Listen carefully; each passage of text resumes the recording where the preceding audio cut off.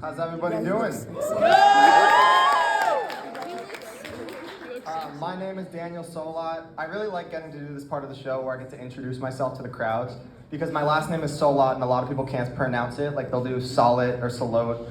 One time I got Slut.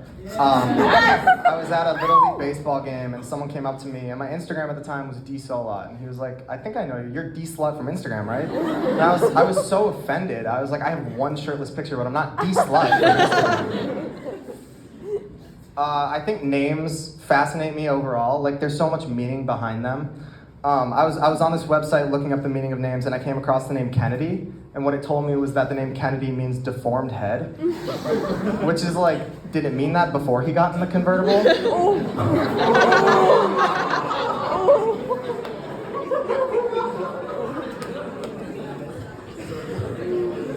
I have anxiety. I'm not really good around confident people, which is why I hate everyone that works at the fucking Den. I spend like 20 minutes trying to get my order prepared, and then I go up and I'm like, hi, can I get a raspberry hot chocolate? And they're like, absolutely, whipped cream. And I'm like, Daniel. And they're like, what? And I'm like, whipped cream. And they're like, Daniel. And next thing you know, I'm behind the cash register and they're walking out with a hot chocolate. Speaking of anxiety, I have a job right now that makes me super anxious. I run the social media for a boys overnight camp. And it's weird because like I have just this vault of like pictures of adolescent boys on my phone, which is sketchy in its own thing, but like to make it worse, adolescent boys love to be shirtless. So I just have like a million pictures of shirtless children on my phone. It's fine though, this is kind of like a gateway job for me, like it's just a resume builder. I actually have an interview coming up where I might be the spokesperson of Subway. Something happened with their last guy. I'm hoping gets cleared up. For anyone that didn't get that reference, I was referencing Jared Fogle. Jared from Subway, you might know him as. He was this guy who used to be 300 pounds, and then he ate Subway like every day for 2 years and lost so much weight. And Subway made him the spokesperson, and then it was soon revealed that he was a pedophile. Wow. Which, like, how did we not see it coming? He ate Subway for 2 years straight.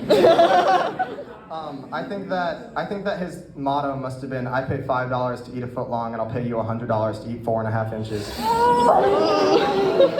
And I love your Hello Kitty backpack.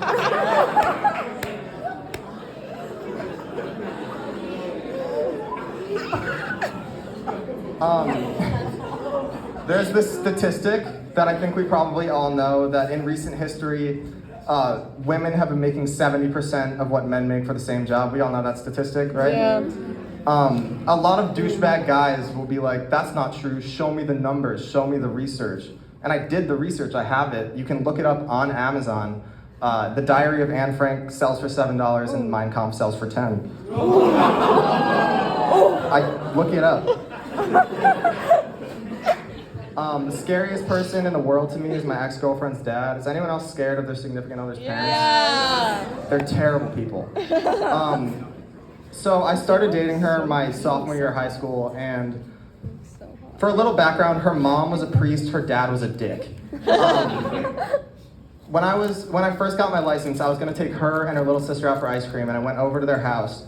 And the dad pulled me inside and pulled me into a room alone. It was just us two, and he looked me in the eyes and he was like, I'm trusting you with the lives of my children. If you ever do anything to put their lives in danger, we're gonna have some problems. And I was horrified and I didn't know what to do, but lucky for me, I got him home safe. 2 days later, we're at our house and we're playing football.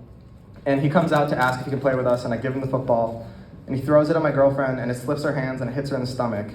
And I kind of looked at him like, hey, did you just hit her in the stomach? He was like, yeah. And I was like, you just hit her in the stomach. He was like, yeah, what's the problem? And I pulled out an unopened condom and I said, if you ever put my child's life in danger, we're gonna have some problems. And then 9 months later, the baby came out and we were looking at it and we were like, I guess we gotta name it Kennedy. Thank you guys so much.